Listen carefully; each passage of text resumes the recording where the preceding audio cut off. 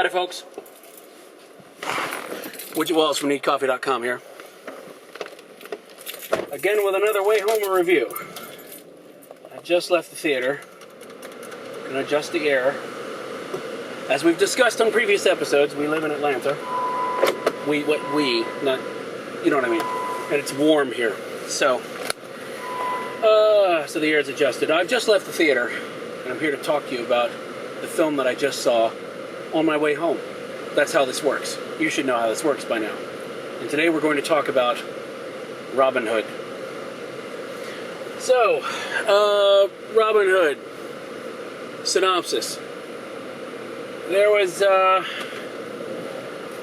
time of ancient Rome, there was a great military leader who... No, it was Gladiator, I'm sorry. Robin Hood was, I'm kidding, because everyone thinks going into this, you've got Russell Crowe, you've got Ridley Scott, right? You've got historical, the thing is just screaming and dripping historical epic, and so everybody's thinking Gladiator 2. So, the good news I'll tell you up front, even before I get to the synopsis, is it's actually not Gladiator 2. So if that's what you were worried about, then you're fine. There's plenty of other things to worry about. Anyway, so the deal is this. Richard the Lionhearted is off the Crusades, and one of his archers, a guy by the name of Robin Longstride, is a badass warrior, archer, ass-kicker type person because he's played by Russell Crowe. And basically, under circumstances that occur, Robin finds himself, along with some, not merry men, not yet anyway, some companions headed back to England to find their fortune post the Crusades, and hijinks ensue. That's really all the synopsis you need, because you actually do need a synopsis, and I think that's part of my problem, because if you recall, as I griped about with Alice in Wonderland, the Alice in Wonderland movie wasn't really Alice in Wonderland. Now, in the end, I was kind of okay with the film because I actually enjoyed the film as a whole, and so I was able to forgive its title, even though it really did need another title. Well, the problem with this is that the film is not Robin Hood. It's not a Robin Hood movie. And it's disingenuous. I know they're saying, oh, the legend begins, and whatever nonsense, but it's, I mean, call it anything but what it's not. It's not Robin Hood. Call it, basically they're trying to do Robin Hood Begins, right? Okay? So, and don't think that they weren't thinking about, launching a franchise, because there was a Gladiator 2 that was in development at one point. And I know you're thinking, I've seen that movie and I'm not quite sure. Well, Digimon Hounsou, who I have no idea that's how I've always said his name. I could have been wrong this entire time in how I say it. And if so, I apologize. But they were going to go with his character, and that was going to be the sequel. So there's always, just like Titanic 2 was going to be about Molly Brown.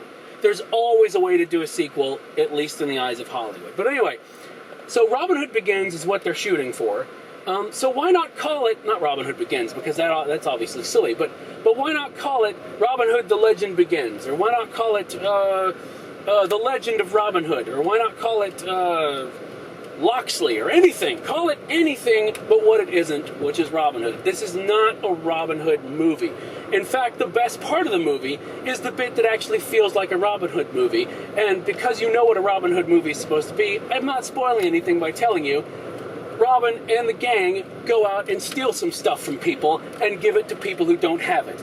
That's Robin Hood. And that's the best part of the movie.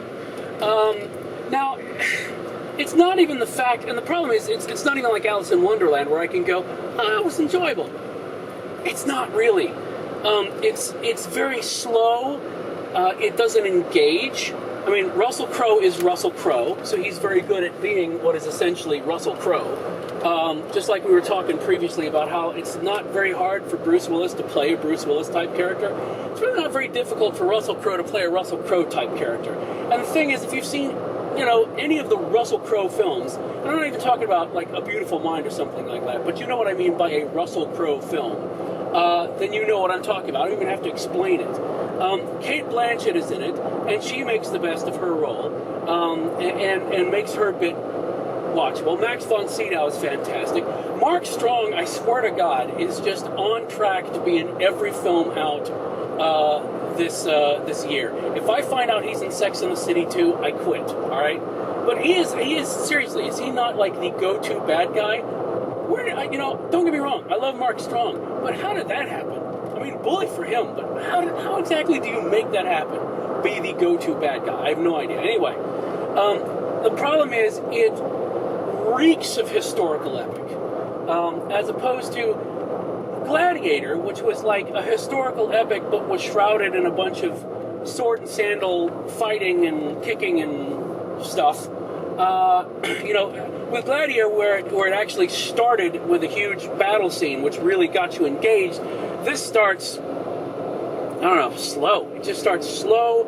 There's very little to engage, and by the time the silliness happens at the end of the film in the final battle, which again, I don't do spoilers in these, so I can't tell you, but you will know when it happens.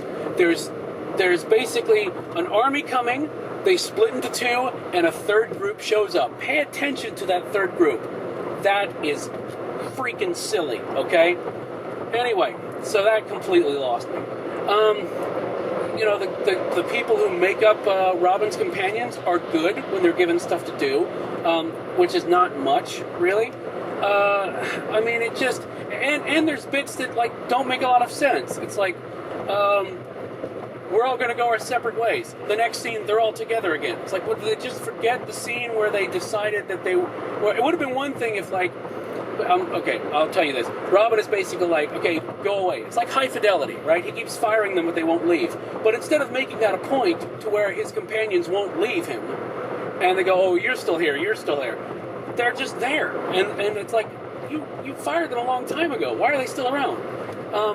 People shift locations without regard for editing or where they were or anything. And it's just little things like that make you go, who was paying attention to this?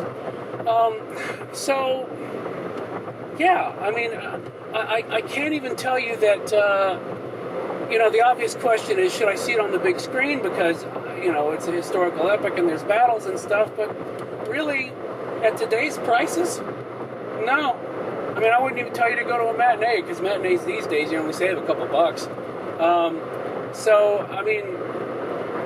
The DVD will be out in 3 months. I say wait. There's no point in doing otherwise. It could have been a lot better, and frankly, I would have preferred a Robin Hood film. And it's not that I went into the film going, well, damn it, this needs to be a Robin Hood film, and I'm going to be disappointed if it's not. I don't work like that.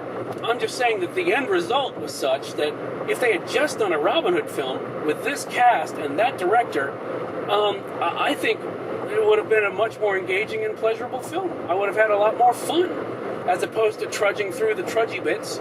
And it's a 2-hour and 20-minute movie that really didn't need to be. So, anyway, all of that to say, Ridley Scott's Robin Hood, they were trying to go back to the Gladiator well, and honestly, if they had paid more attention to what made Gladiator great, I think it would have been a better film. Robin Hood Begins or not. So I'm going to say, cup-wise, I'm going to give it, 2.5. And I'm probably being kind. So anyway, that's the scenario.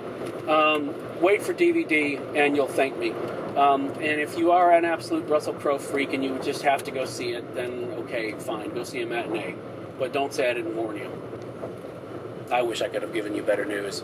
Anyway, so this is Widget Walls. I hope you enjoyed that. I hope that was informative in some form or fashion, or at least moderately amusing. So until next time, please come and check us out on needcoffee.com and keep those cards and letters coming. And until then, I will say, bye, folks. I'm on an exit so I can talk to you.